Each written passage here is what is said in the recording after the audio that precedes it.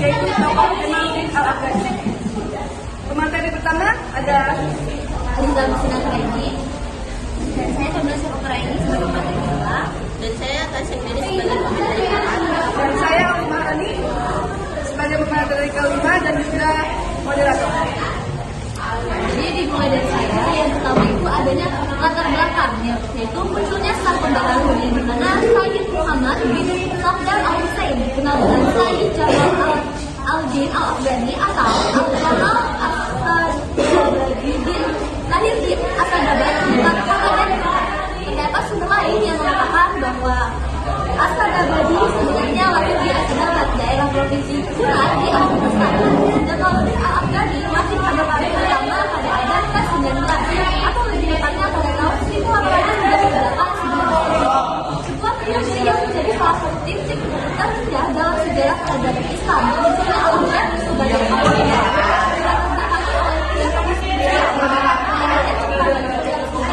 yang dimana pada masa itu negara ini sangat banyak pada saat itu di saat bangsa-bangsa Eropa mengalami ketergantungan besar akibat adanya revolusi industri dan juga masuk Islam. Pada masa itu mengalami ketertinggalan karena adanya Al-Afghani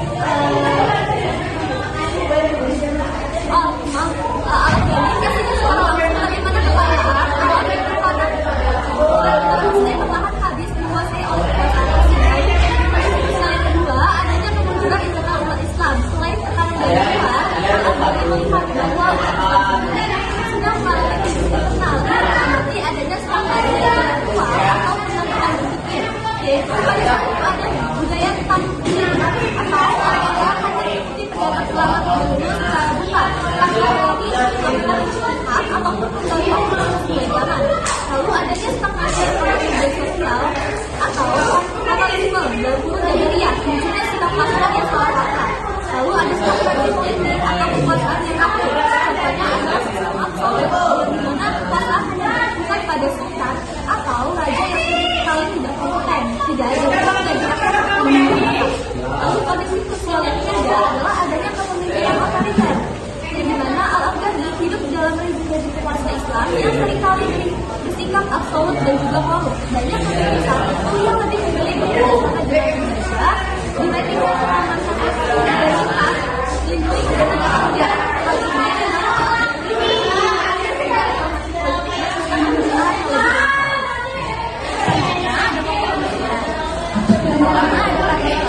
ini ajarannya adalah persatuan melampaui batas. Al-Afghani berpandangan bahwa pertemuan umat Islam berdasarkan bangsa dan bahasa adalah perubahan terbesar yang dapat dimanfaatkan oleh penjajah.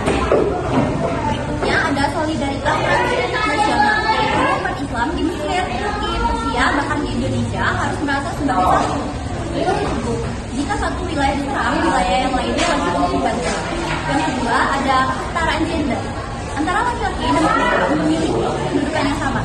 Keduanya memiliki akal yang berbeda. Ide pembaruan tentang kesetaraan gender ini berdampak pada para yang ketiga, karena ada pembaruan politik.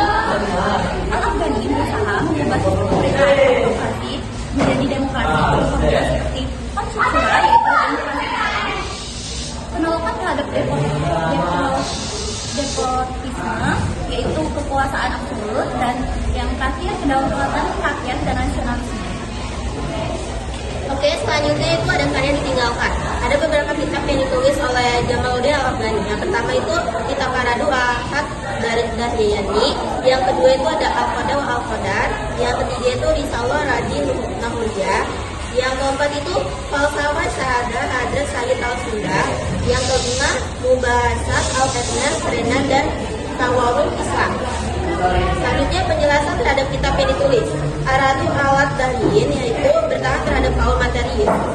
Isinya ialah pembelaan terhadap agama, khususnya Islam, dari serangan kaum Dahiyun. Al-Afghani berargumen bahwa agama adalah fondasi moral dan stabilitas sosial. Tanpa agama, sebuah bangsa akan hancur karena hilangnya rasa tanggung jawab moral. Selanjutnya Al-Qada wa Al-Qadar, yaitu tentang takdir. Al-Afghani meluruskan pemahaman umat Islam yang salah tentang takdir. Ia mengkritik sikap pasrah atau fatalisme yang membuat umat malas berjuang. Ia juga menegaskan bahwa qada dan aqdar itu seharusnya menjadi motivasi untuk bekerja keras. Selanjutnya penjelasan terhadap kitab yang ditulis. Risalah Radina Ulia itu adalah jawaban kepada Muhammad Wasil, yaitu merupakan risalah jawaban atas pertanyaan-pertanyaan spesifik mengenai teologi dan filsafat yang diajukan oleh Muhammad. Kitab ini juga lebih bersifat argumentatif atau dialogis.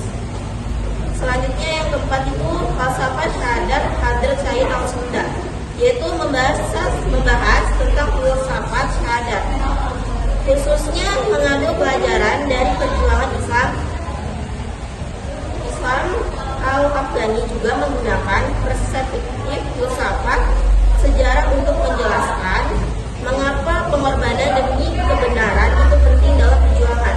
Selanjutnya terakhir itu ada pembahasan Al-Ethnes Renan, yaitu diskusi dengan Ethnan Renan.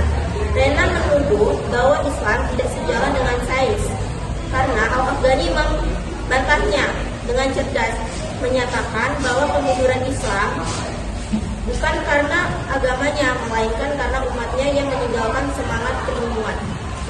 Selanjutnya ada julukan Jamaluddin Al-Afghani. Yang pertama adalah Bapak Modernisme Islam. Alasannya karena beliau adalah tokoh pertama yang menyerukan bahwa Islam bukanlah agama yang bertentangan dengan sains, zaman, dan nasionalisme. Kemudian selanjutnya adalah singa dari timur. Beliau pada zamannya tidak pernah takut untuk menentang, menyerukan bahwa dan mengkritik raja-raja dan kolonial Inggris yang pada saat itu korupsi. Kemudian selanjutnya ada sang pembara politik. Pada zamannya beliau tidak pernah menetap lama di suatu negara karena keberadaannya dianggap berbahaya oleh pemerintah setempat. Sekian yang dapat kami sampaikan. Jamaluddin Al-Afghani namun singa dari timur ini telah mewariskan ilmuwan yang melintasi zaman. Beliau membuktikan bahwa satu pemikiran yang merdeka lebih kuat daripada 1000 belum penjajahan. Semoga paparan tadi bisa menjadi pemantik istihad bagi kita semua untuk terus maju. Sekian dari kelompok kami. Bila ada salah kata kami mohon maaf. Wassalamualaikum warahmatullahi wabarakatuh.